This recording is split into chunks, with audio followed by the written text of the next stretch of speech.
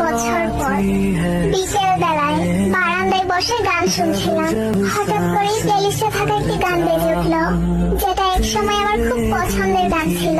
রোজকার ব্যস্ততায় ভুলেই গিয়েছিলাম যে এক সময় এই গানটা না শুনে আমার দিনটাই শুরু হতো না। একটু মুচকি হাসি দিয়ে গানটা শুনতে লাগলাম। তখনই গানটার মধ্যে একটা কণ্ঠ শুনে চোখ দিয়ে আপনা আপনি পানি গড়িয়ে পড়লো।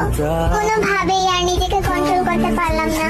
তাকে নিয়ে আগে কতই না স্বপ্ন দেখতাম, কত গল্প বানাতাম, বান্ধবীদের কানের কাছে সারা দিন চেঁচামেচি করতাম। সত্যি কত না পাগলামি করতাম তার জন্য। ভেবেছিলাম হয়তো তাকে ছাড়া বাঁচতেই পারবো না। তার জন্য এত পাগলামো করা মানুষটাই আজ তাকে ছাড়া বেঁচে আছে, সুখে আছে। কিন্তু যত সুখী থাকি না কেন, তাকে আমি কখনোই